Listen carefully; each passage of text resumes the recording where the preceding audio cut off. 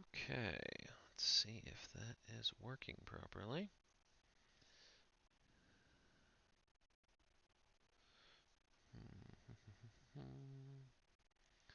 Supposedly it is. Yep, okay, good. It's showing, it's showing. All right, minimize that.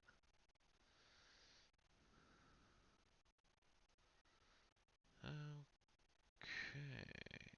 and derp.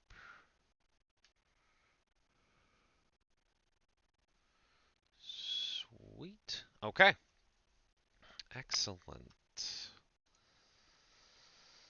All right.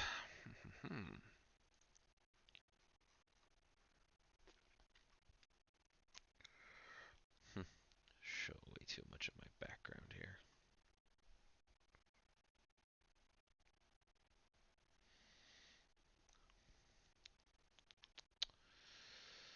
Might as well fire up one of my accounts.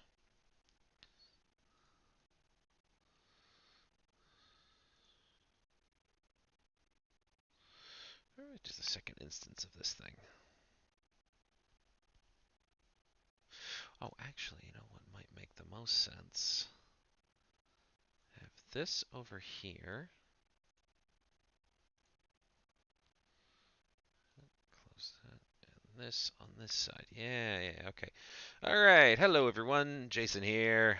So, this is something new I'm going to be trying out. You'll notice all of the fancy programmy-ish stuff that is here. I've got some fancy Python code over here and access to a uh, relational database over here, all related to EVE Online stuff.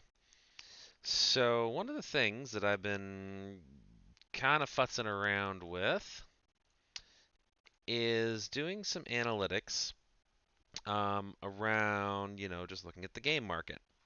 Ah, sweet, that's there. Okay. And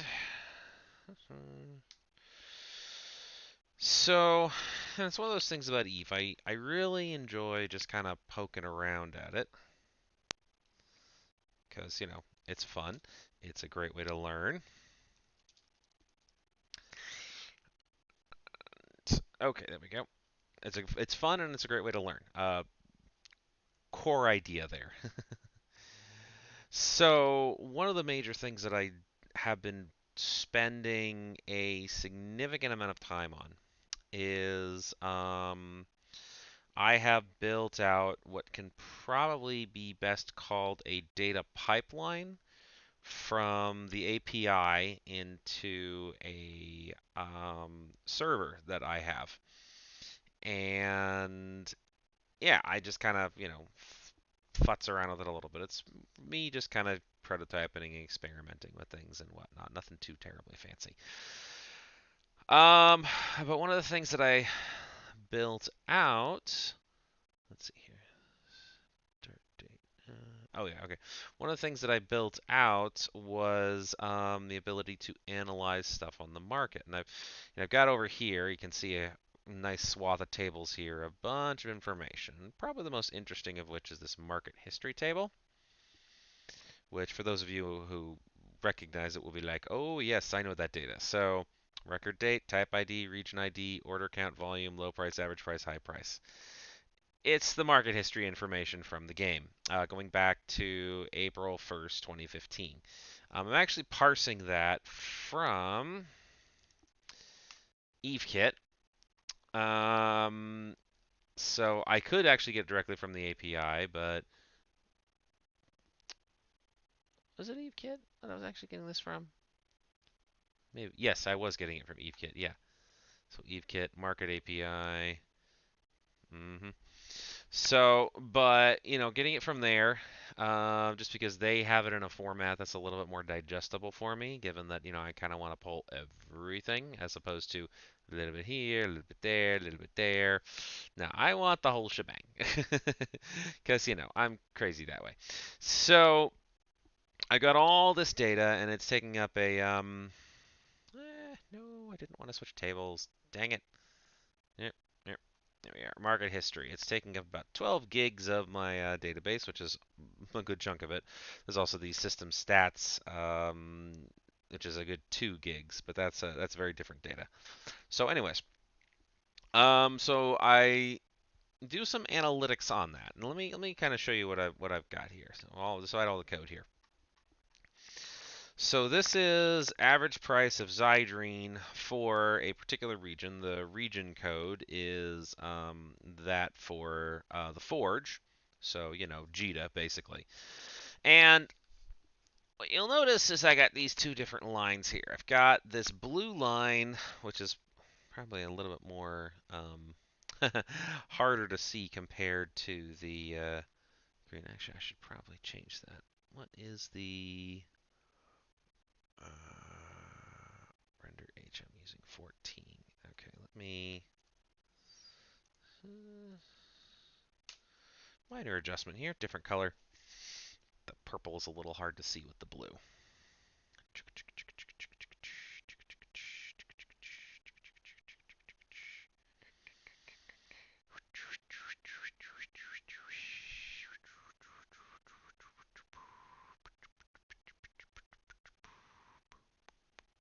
Takes a little bit of time to run. It's churning through a bunch of data.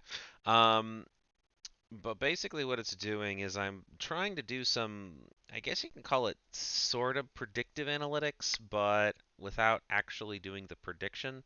I'm more just trying to smooth out some of the bumps in the data and kind of treating it like one would expect a traditional stock market to be treated. Here we are. This is a little bit more, a little easier to work with.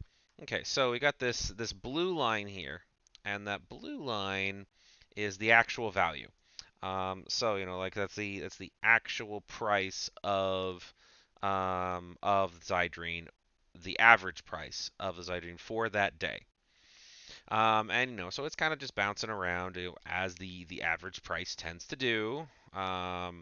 This is going back 3 months, I believe. So 9, 8, 7, 6, yeah, 3 months. Going back about 3 months. And so, you know, you expect as we would expect, this is bouncing around a bit. And then this black line here is a smooth version of that line. It's the best way to describe it, where it kind of evens out some of the bumps. And I'm using an equation called exponential smoothing to smooth that out. And you know, I'm actually pretty pleased with how exponential smoothing works. I think it does a pretty good job. But anyways, so the black line is the exponential smooth line. But what I also do is I also look at, okay, so what is the variation between, oh, I guess you can call it the no, not covariance, but what is the variation between the actual value?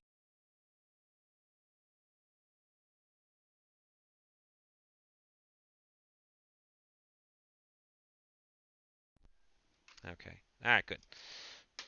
Hold on.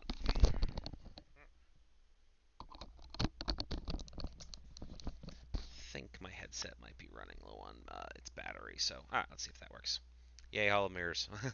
Okay, so what I'm doing is I'm basically treating the so I'm basically treating the I'm treating the black line almost like a prediction of the actual values. So the smooth value is kind of like a prediction, as it were, of the actual value. And I'm calculating the variance effectively between these two.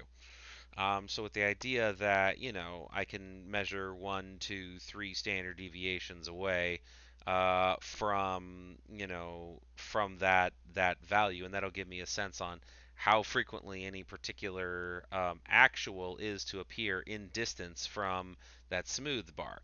And so that's what we have here. So this dark brown, or this darker gray, that's an area for 1 standard deviation away from our smooth line. The lighter gray here, it's 2 standard deviations, and this really light gray is 3 standard deviations.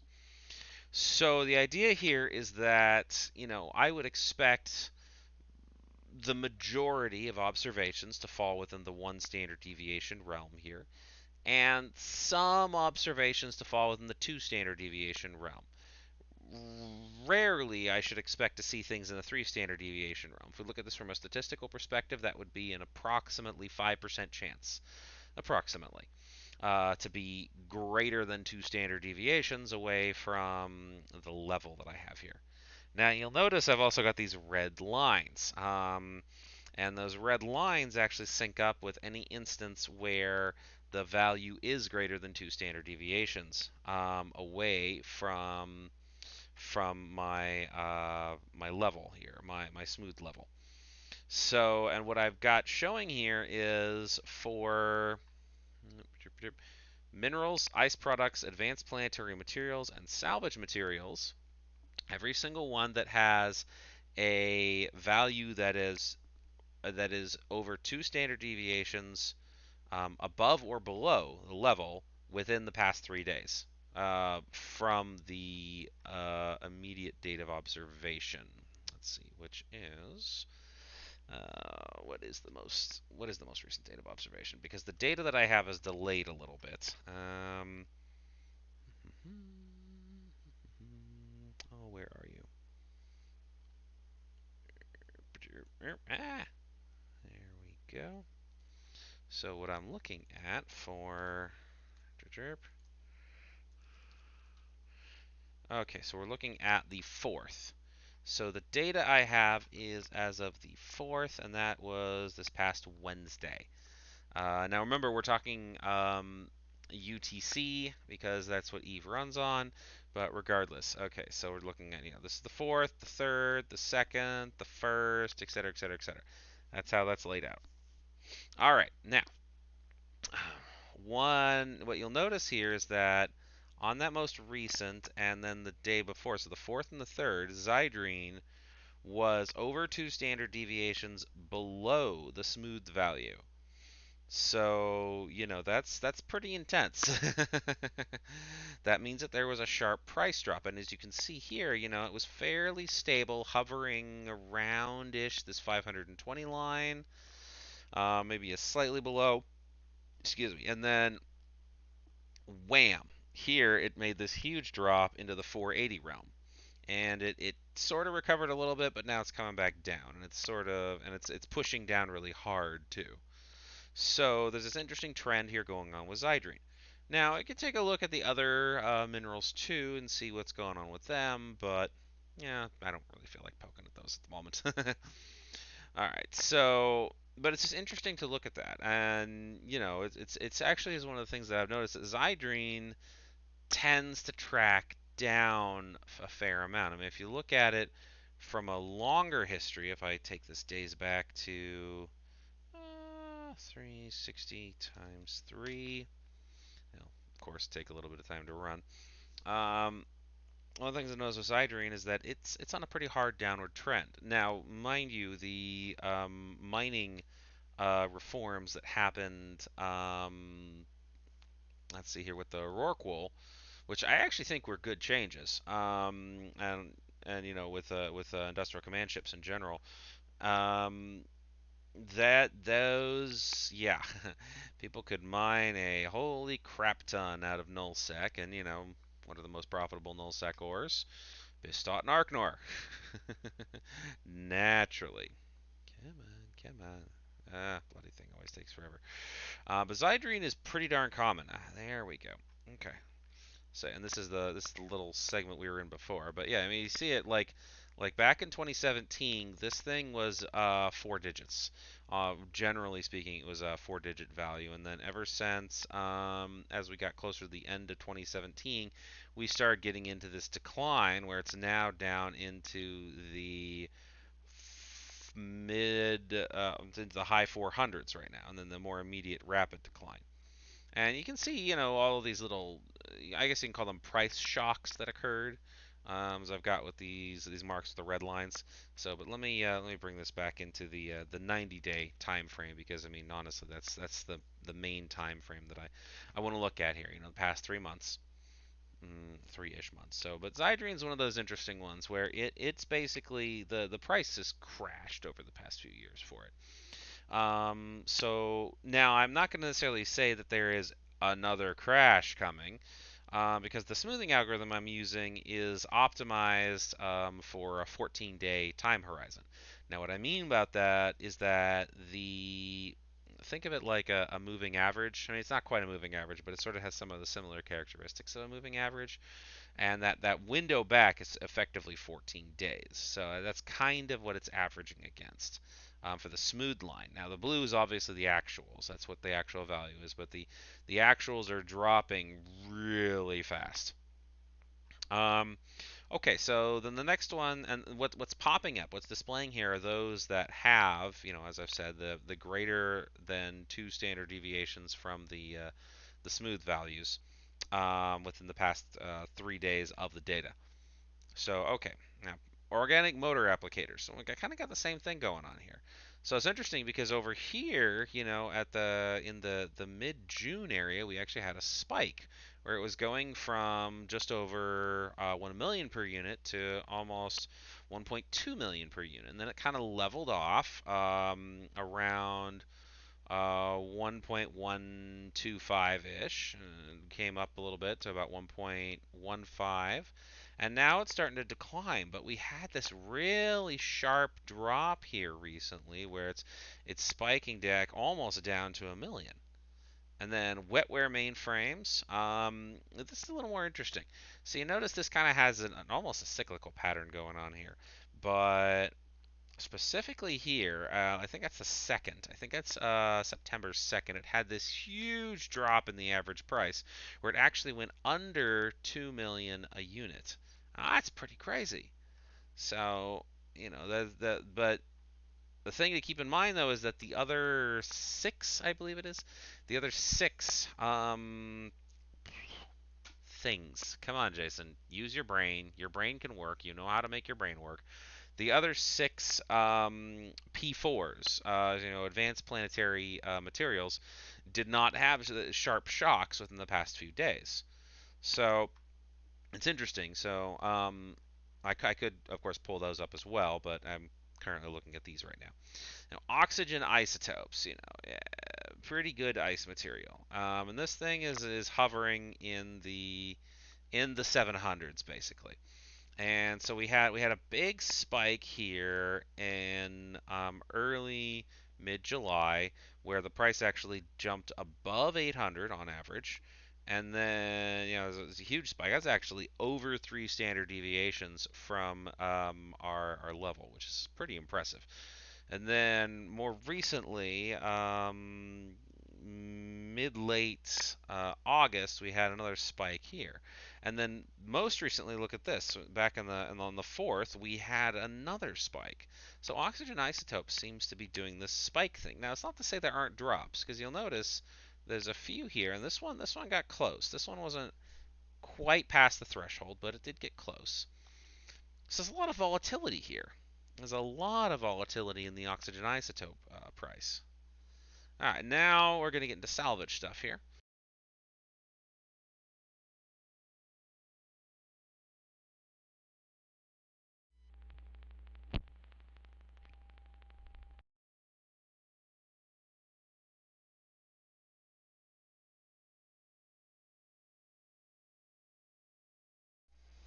There we go. Make sure I'm still getting audio. Wow, that's annoying. I'm going to have to fix that eventually. I should probably adjust the camera just a smidge. Okay. All right, so intact shield emitters. So we're seeing a level but slightly downward trend, but these two interesting downward spikes here. But there was this interesting upward spike over here. Now, nanite compound. Now, that's interesting. That is going up in value quite a lot. And it had a lot of upward spikes here. Actually, I should probably color code these based on whether it's an up or a down spike. I'll have to futz around with that a little bit later on. But more recently, we've got this big downward spike. It's almost at 3 standard deviations, but it recovered. So the most recent data point that I've got shows it back within that less than 1 standard deviation range. And drone transceivers, which is interesting because and then floop, and then I'm just gonna hang out in this lower value here. And it's finally starting to catch up with the smooth, but you know, it's the more this stays at this level, the smooth will eventually catch up with it. And then we get power circuit, and this had some interesting jumps going on here, and then more jumps here, and then big drops here. So I'm not quite sure what's going on with that. And then we get this weird little anomaly drop over here. But notice how, it's kind of this pretty consistent value here, a little anomaly there. But then as we get a lot of these big jumps here, you'll notice this that the size of the bands here is getting bigger. It's kind of narrow over here, but it's wider over here because it's like, oh, this is bouncing around more. There's more variation in the value. So, hey, I need to increase the range on this. So then logic circuits, this upward trend, but it's starting to go down, and it's been consistently beneath two standard deviations recently, which is pretty nuts. And intact armor plates, same kind of deal. Modified fluid router, same kind of deal. There was some weird spikiness going on. Heuristic self-assemblers is a bit more stable. There was this weird up spike stuff over here and a little bit down spike over here. And then here is like, oh, down, up. Okay. And the defense control nodes, this sort of downward trend in general. That's kind of what I'm noticing actually with the salvage is these downward trends. So I'm actually kind of curious if I modify this. Let's see here. Oh boy, I need to dig through this code. I probably need to modify this code a little bit, and I've got some time. You can watch me live code. Okay.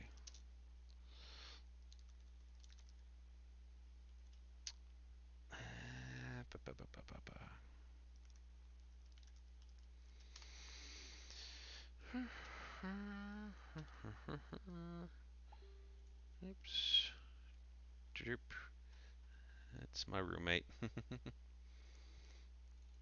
Okay.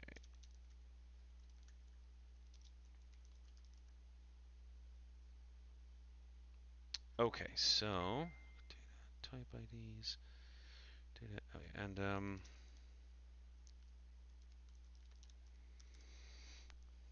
I like programming. It's fun. Okay, so don't need that there anymore. All of that seems fine. So let's see here. Type IDs. Okay, good. And define that.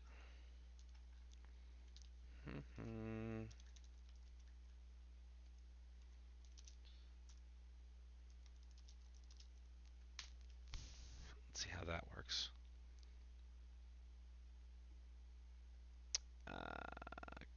Crap.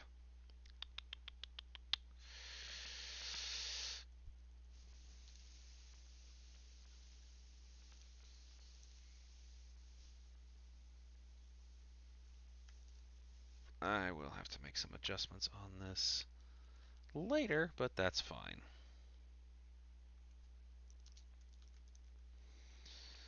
Okay, let's see if this one works a little bit better. Chug, chug, chug, chug, chug.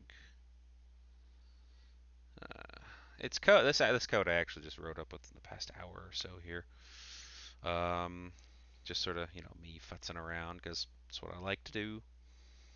All right, here we go. So yeah, Tritanium, Pyrite, Mexilon, and a whole bunch of. Oh, that's right. That's right. That's right.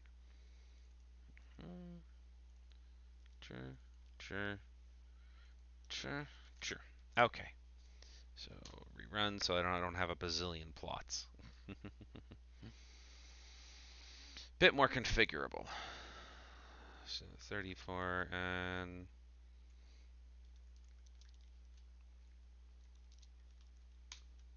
let's actually take a look at all of the basic minerals. Just kind of a curiosity thing. And then these are again this is the regional prices out of the forge. So we're basically talking Jita prices here.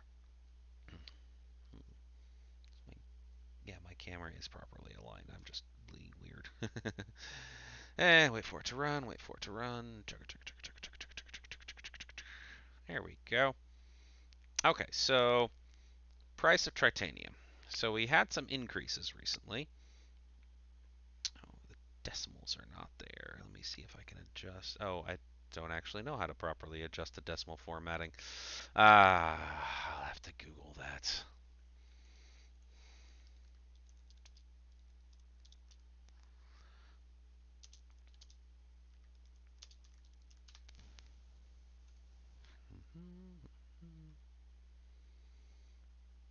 There we go.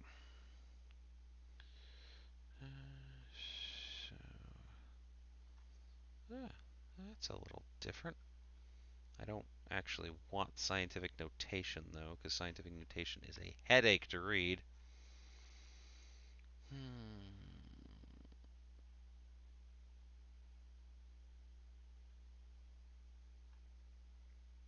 Let's see if that will do the trick.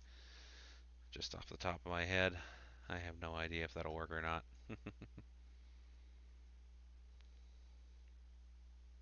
We'll see, though.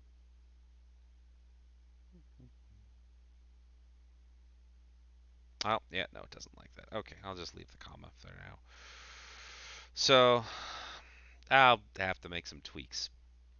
But, yeah, numbers. It's a thing.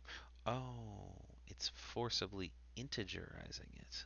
That's interesting. That might be related. Oops. Oh, no. Guess I forgot to run it. See what happens if I don't forcibly integerize it.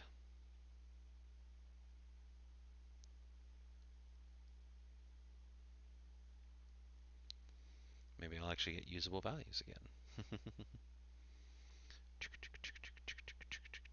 Wish I could find a way to do this a little bit faster. I'm probably not doing this terribly efficient. Ooh, I have decimal places again. Yay! Decimal places, you are my friend. Okay, so titanium going up in price. This is relevant for me, at least personally, because I'm a manufacturer in the game. I buy this stuff and go back and sell it. All right, so titanium, and we had at the mid late June we had the price going up a fair amount, and it looks like it starts to level off about early to mid July. And it's kind of hovering around that 6.5 to 7 ISK per unit range. Pyrite, it's doing some weird stuff here. We had this odd price spike mid August, and then again another one looks like mid late August, and then it's starting to come down again, which is rather peculiar to say the least. Now Mex is in decline, which is amazing because this has been hands down the biggest bottlenecks that I've run into when it comes to price. Mechs never seem to have enough of it, so naturally the demand is going to be high, but it looks like it's actually starting to go down a bit. Isogen is I don't know what the hell Isogen's doing. Uh, Oh, excuse me. The isogen market crashed a while back, so I'm not quite sure what's going on with that. Noxium seems to be in a bit of a decline, which is I think a good thing. Um, Noxium I think is actually a little bit overvalued. Not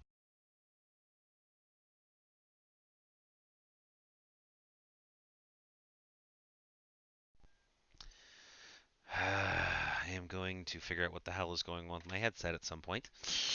So, anyways, Noxium I think is a little bit overvalued, but Zydrene I think is a bit undervalued, and Megasite I think is vastly undervalued. But this is interesting. Mid-August it was having some weird spikes, and Zydrene is currently going into what I would almost call a crash, given what's going on with that. So, but anyways, yeah, I think that's kind of snazzy. Um, so.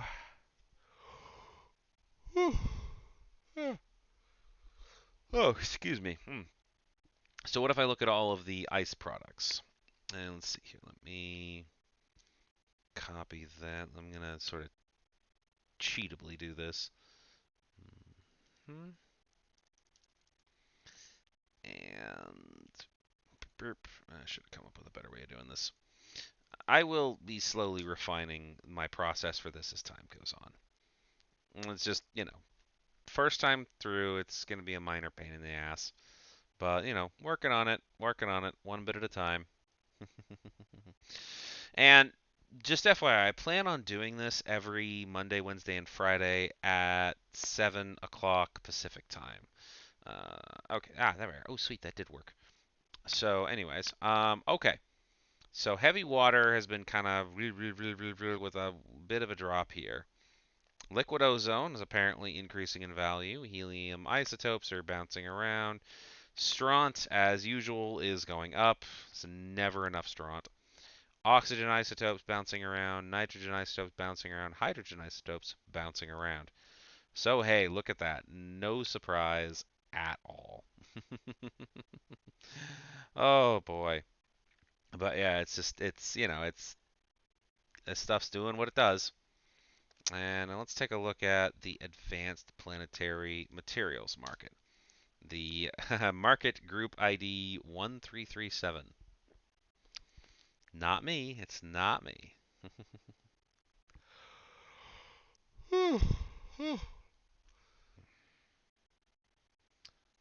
Good. Reconnected. Wow, I am having like technical snafu today. The hell is going on? All right, so anyways, so broadcast nodes. Yeah, I mean, I still need to come up with a good way of kind of being able to summarize and explain what I'm seeing. Like, I can kind of look at these and sort of get a sense on what I'm dealing with here, but my mind is still kind of, cool. It's just like whoop-de-doo. Yay, I'm just like not terribly impressed. I don't know, something like that. But I don't quite know what else I should be doing. And that's part of where I'm hoping to get some input from anyone who watches this, because I really do want to make this, more useful to more people than just me. I mean, I pull a fair amount of data. I've got some scripts that automatically pull from the APIs on a regular basis, and I do analytics on it and all that kind of stuff. And I have my own way of keeping track of what items I think are going to be useful to produce and what I think is going to be profitable, and how much competition am I going to have and all that kind of stuff. But I want this to be a little bit more of just kind of a general market assessment. And I'm still trying to figure out exactly how I want to go about that. So, one step at a time, figure it out. We'll just kind of. God damn, I'm tired. One step at a time, we'll just kind of figure out how it goes. So, no big deal. There's there's a fair amount of this 81 is mostly the salvage materials. This is gonna take a while to render. Um, but I want to figure out what would be good and useful. And this seems like a reasonable approach. I enjoy doing this kind of analytics and I like sharing it, but I'm not quite sure where to take it, so ideally I can get some feedback on that. Obviously no one is in the chat, chatting, but that's fine. That's just kind of how this stuff goes. So, but anyways, um, I love just digging into these analytics and, futzing around with them and seeing what I can see and oh, that's interesting kind of stuff. It helps me figure out what to do in the game. But really, it's just me talking here for hopefully an hour. I mean, this one might actually run a little bit short because it's been a little over 30 minutes at this point, and wow, that's still doing its thing. I mean, it's probably queuing up like 70 charts or so. God, that's going to be a mess to sort through. But, you know, I and at some point I wouldn't mind actually figuring out a way to kind of index these items together. Um, I'd have to get into more traditional market strategies like, percentage change and all that kind of stuff, et cetera, et cetera, et cetera. But regardless, so I guess I haven't don't really have much else at the moment, so I guess I'll just kind of end it here. Um, yeah, so if you're watching this and you have some ideas on what you'd like to see for the next episode, oh, there we go. Yay, charts. So I'll just kind of scroll through these as I'm talking. But if you have some ideas on what you'd like to see for the, oh, wow, why did that not render properly? Huh. Anyways, what you'd like to see for the next episode, please let me know. I really want to kind of dig into this and spend some time, but I want it to be useful too. So, it's not just me kind of being like, "Ooh, hey, look at all the cool things that I'm doing." I want this to be useful.